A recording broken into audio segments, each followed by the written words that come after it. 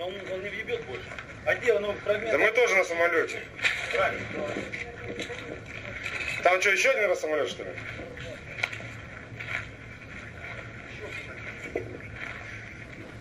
Я понял, там держите оцепление, гражданских не пускайте. Все, давайте, скоро будем. А нет. Это гражданский. Оранжевого цвета? Оранжевого, да? Да. Желтый, черный ящик. Давай, давай. Еще черный ящик, мужики.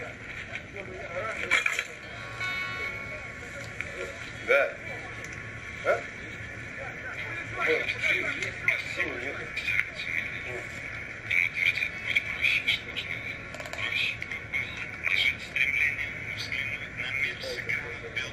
Малайзия. Малайзия. Иностранцы. Ну да, это... А кто им тут коридор дал?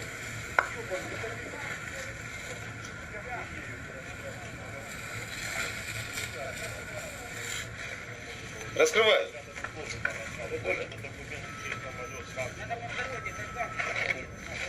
Отсоединяй гражданских, откидывай отсюда. Это шмов.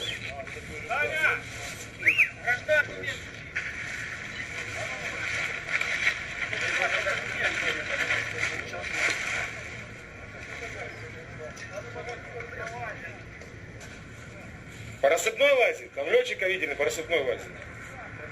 Да, давай, смотайся со своими, бегом. Своими это твой. Ну побери, езжай быстро. А где по рассыпной? Где?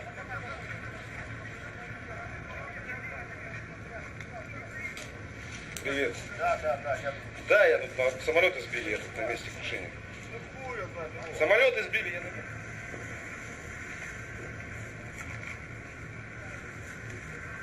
Гражданский заебашенный. Это черный ящик. Да? Давай, черный ящик. Вот, смотри.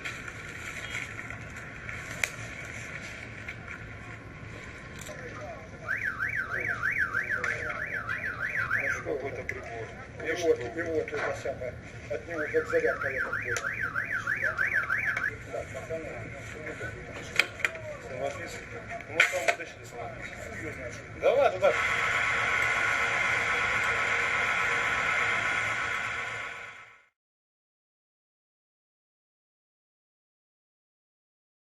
Зачиняються. Caution. The doors are closing. Слава Украине! И мы снова во львовском метро. С помощью шахтеров Донбасса мы проложили новую ветку метро прямо под кабинеты кремлевских чиновников. На прошлой неделе наших активисты взорвали сеть документами из канцелярии помощника президента РФ Владислава Суркова. Сегодня мы публикуем новый почтовый дамп. В нем вы найдете планы федерализации Украины и проекты изменения украинской конституции. Тайные договоренности с чиновниками и скрытые пункты Минского процесса. Офшорные схемы контрабанды топлива на оккупированных территориях и многое другое.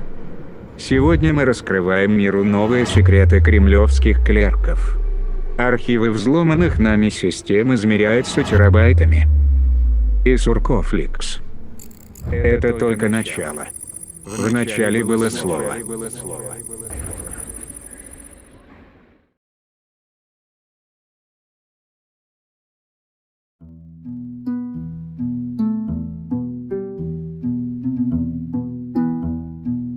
Russia's hybrid war. It's not the war we know from the past. But what is it exactly? The hacked emails of Putin's top advisor Vladislav Surkov and his assistant Inal Ardzimba give us some clues. The goal is the same: force another state to do your will, but by cunning, not brute force. Change your opponent's view of the world, and he will make self-defeating decisions all by himself. This is a Soviet technique called reflexive control. And for Russia, Ukraine's defeat is refusing the EU and NATO course and falling back into Russia's sphere of influence. The Surkov leaks show how Russia tried to trick Ukraine into exactly that. Russia occupied Crimea in 2014, but their plan to break off half of Ukraine failed. So Russia propped up two puppet republics in eastern Ukraine, besides troops and weapons, with money and political appointments. Just like it did in Georgia. To have more chances to interfere in Ukraine's affairs and block its EU and NATO course, Surkov fabricated a movement to federalize Ukraine and give its regions a special status in the constitution. And this was all portrayed as a progressive European thing to do.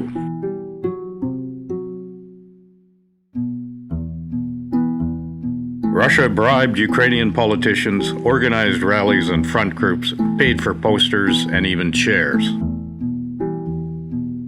But in Bessarabia, the Kremlin tried to create an alternative center of power. The detailed plan was made by a KGB operative from nearby Transnistria.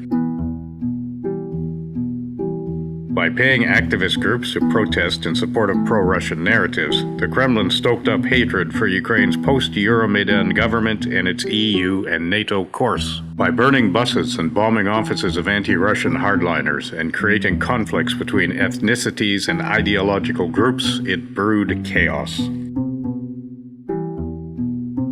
To influence Ukrainian politics, the Kremlin funded an election campaign of a newly created party in Kharkiv, bribed Ukrainian politicians to make decisions in Russia's interests, and collaborated with the pro-Russian opposition bloc party. Surkov relied on Ukrainian collaborators who knew what made Ukrainians tick. Russian think tanks helped him study Ukrainians and their weak spots in great detail. These activities had an ultimate goal: to create a simulacrum, or virtual reality. To help achieve the goal, the Kremlin bribed media to cover pro-Russian events and tried to take over media companies. A network of influencers spread identical Russian propaganda messages simultaneously.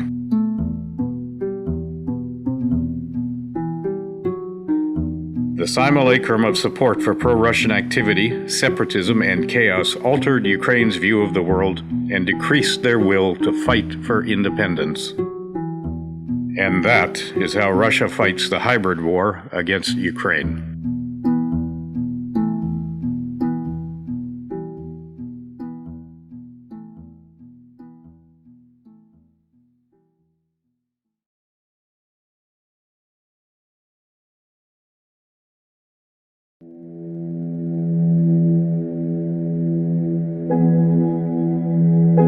After the failure of the revolutions, it was not just the radicals. No one in the West had any idea of how to change the world. At home, the politicians had given so much of their power away to finance and the ever-growing managerial bureaucracies that they, in effect, had become managers themselves. While abroad, all their adventures had failed, and their simplistic vision of the world had been exposed as dangerous and destructive.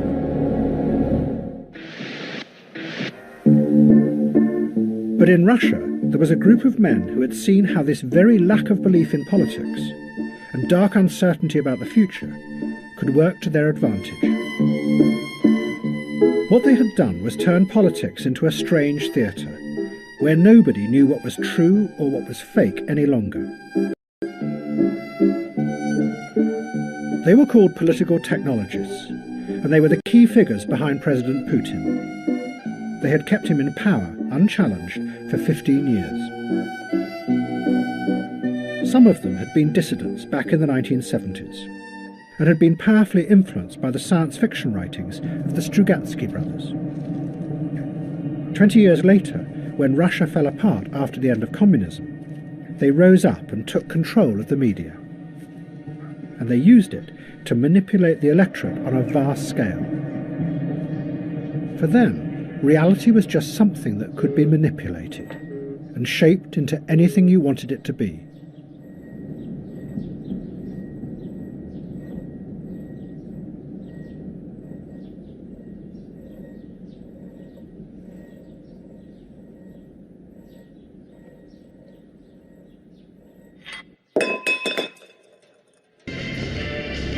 But then a technologist emerged who went much further, and his ideas would become central to Putin's grip on power.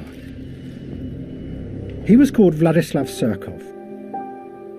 Surkov came originally from the theatre world, and those who have studied his career say that what he did was take avant-garde ideas from the theatre and bring them into the heart of politics. Surkov's aim was not just to manipulate people, but to go deeper and play with and undermine their very perception of the world, so they are never sure what is really happening.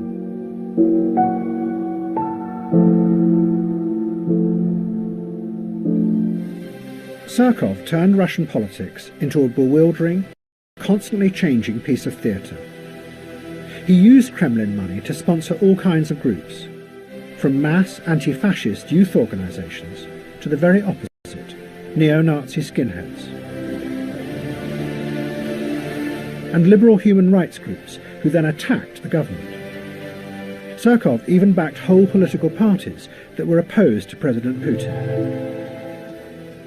But the key thing was that Surkov then let it be known that this was what he was doing, which meant that no one was sure what was real or what was fake in modern Russia. As one journalist put it, it's a strategy of power that keeps any opposition constantly confused, a ceaseless shape-shifting that is unstoppable because it is indefinable. Meanwhile, real power was elsewhere, hidden away behind the stage, exercised without anyone seeing it. And then,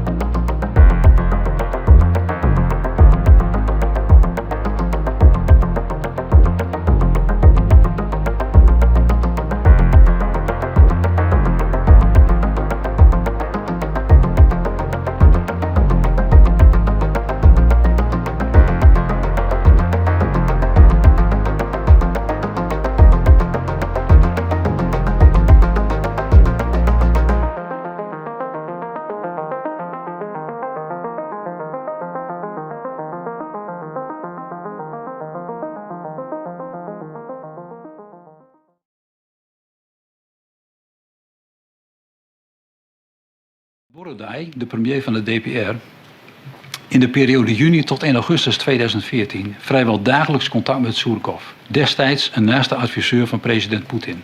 Volgens Borodaj was Surkov onze man in het Kremlin. Ook over de invulling van meerdere ministersposten binnen de DPR is contact geweest tussen leiders van de DPR en Surkov. Tekenend hiervoor is bijvoorbeeld een opgenomen telefoongesprek van 16 mei 2014, waarin Borodaj vertelt dat de regering van de DPR bekend gaat worden gemaakt en dat Moskou hem heeft verrast, want hij wordt tot premier benoemd. Naast deze nauwe contacten wordt vanuit de Russische Federatie ook steun geboden in de strijd. Zo maken organisaties zoals de OVSE en Human Rights Watch melding van bevoorrading, bewapening en financiering van separatisten vanuit de Russische Federatie. Daarbij wordt gerefereerd aan konvooien met militaire wapens die de grens over zijn gebracht. Dit beeld komt ook naar voren uit getapte telefoongesprekken. Voor de vraag of sprake was van overall control is daarnaast relevant of de Russische Federatie een coördinerende rol op zich heeft genomen en instructies heeft gegeven aan de DPR. Daarvoor bestaat een overvloed aan aanwijzingen.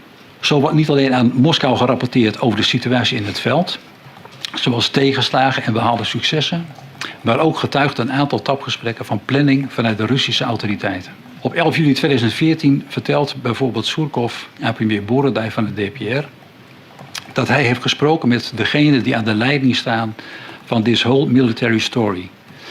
En dat ze hebben aangegeven dat ze met voorbereidingen bezig zijn en alles gaan versnellen.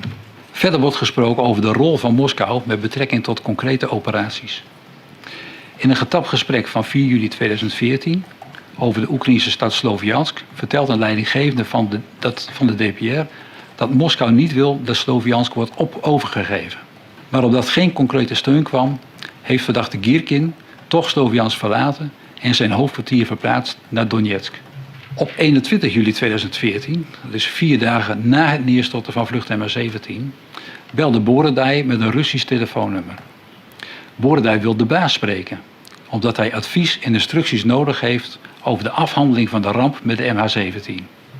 Bijvoorbeeld met betrekking tot de koelwagens en de zwarte doos.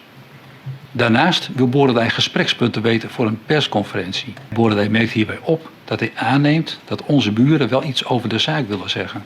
Dat Borodaj hier spreekt over onze buren en vraagt naar de baas, terwijl hij zelf de hoogste positie heeft binnen de DPR, bevestigt volgens de rechtbank dat de baas waar hij naar vraagt een vertegenwoordiger is van de Russische autoriteiten. Verschillende organisaties spreken over artilleriebeschietting op Oekraïns grondgebied, die vanaf begin juli 2014 vanuit de Russische Federatie zouden zijn uitgevoerd. Ook getuigen hebben verklaard over Russisch materieel met de Russische militairen dat de grens overstak, beschietingen uitvoerde en vervolgens terugreed. In een getapt gesprek van 17 juli 2014 zegt verdachte Pulatov dat Rusland los kan gaan en reageert verdachte Dubinsky dat Rusland vanaf haar kant op de posities van Oekraïners gaat knallen. Dit duidt op onderling gecoördineerde militaire acties. De rechtbank stelt dan ook vast dat de Russische Federatie heeft voorzien in de financiering van de DPR, de levering en training van manschappen en de levering van wapens en goederen. Daarnaast heeft de Russische Federatie vanaf half mei 2014 een bepalende invloed gehad op de invulling van hoge posities binnen de DPR en zich met de coördinatie van militaire acties bemoeid. En ook zelf militaire acties ondernomen op Oekraïns grondgebied.